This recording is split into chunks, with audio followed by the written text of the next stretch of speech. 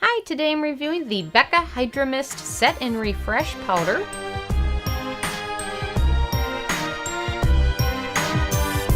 And really quick, I just want to say I purchase all these products with my own money, so you know you can trust my opinion is what I honestly believe. And if you want to help support the channel, give this video a thumb up. So Becca has recently introduced this new setting powder. She released a few under eye products. And this setting powder is new and highly anticipated, and I've had it for quite a while now, and have tried it and hadn't quite been able to put my thoughts together about it until now. I was a little torn on it. I wasn't quite really sure how I felt about it. Finally, I've kind of put my thoughts together, and I'm going to let you guys know my thoughts on the Sarah score scale. So my first criteria is packaging, and normally kind of jar packaging or packages like this are normally an issue, but with this, it's not because it's a setting powder. Oh, Lincoln, you want to say hi? There's Lincoln. He's so warm. He's been outside all day laying in the sun, so bye, Lincoln.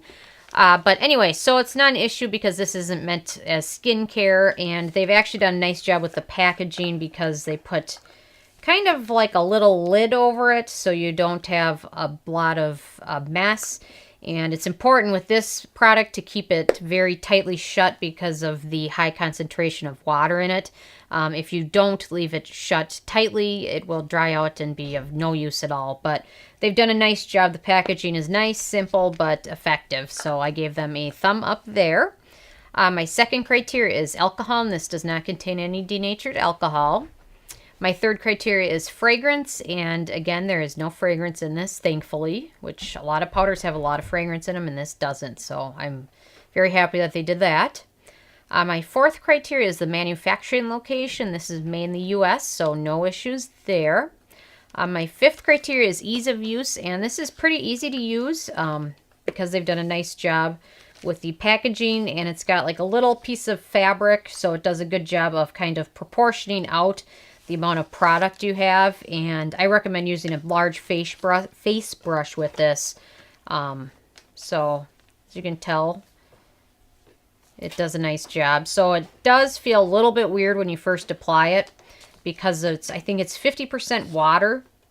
So it does feel a little weird and almost leaves the brush feeling slightly damp, but very easy to use. Just apply it all over your face to set your makeup. I think, in my opinion, this works better as a refreshing powder or to use like halfway through the day if you're starting to feel a little oily. Just because I found it to collect a little bit around my hairline and just a little bit tricky on the pigmentation as well. So, leads into number 6, which is antioxidants and pigmentation. The pigmentation of this, it's supposed to be very translucent, but this one is not as translucent as other translucent powders are. I found this does slightly alter the color of my foundation. So that was my main issue with it, was that it kind of leaves a very slight white cast. That's why I've been using this more as a refreshing powder, like halfway through the day or before going out at night. I've been using my other powders to set. I just didn't like this as much as a setting powder as I did to refresh it because it did collect, and it does leave a little bit of not even a white cast, but just a little bit of a flat look. But it does make your skin feel a little bit more dewy and even kind of leaves the brush feeling a little bit damp at use.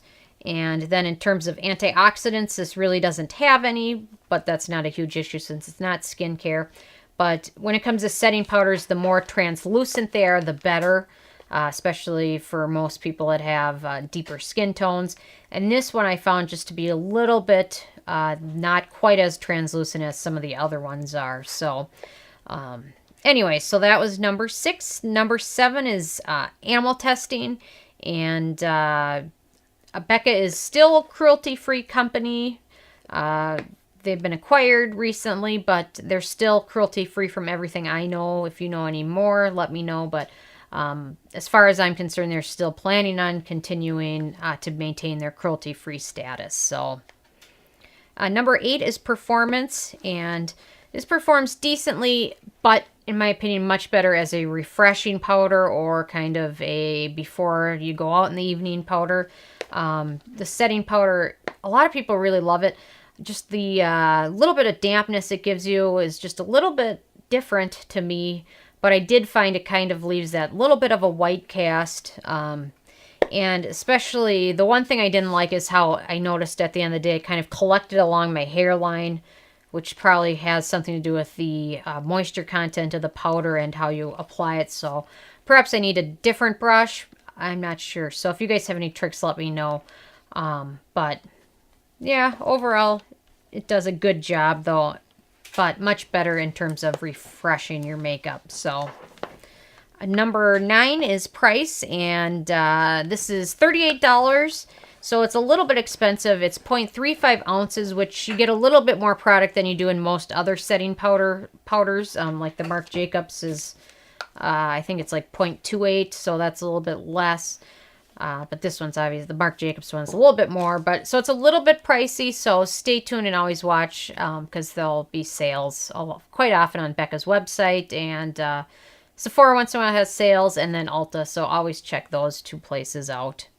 But anyway, it's a little bit pricey. And then I always wonder if people with very, very oily skin, how the water content kind of balances out the setting factor for oily skin. So since I have dry skin, I can't really comment on that. But if you have oily skin and have tried this, let me know what your thoughts are. I'm always interested in that. So, and then number 10, which is the It Factor.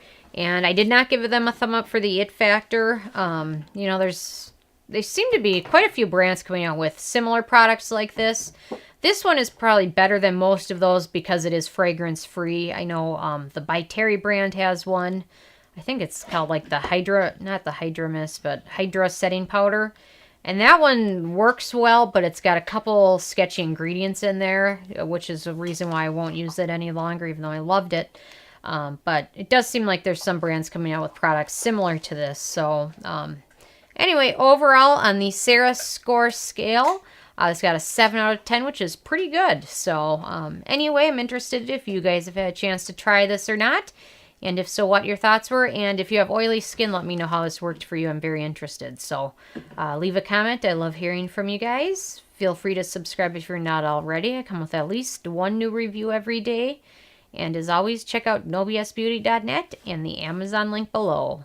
Thank you so much, guys.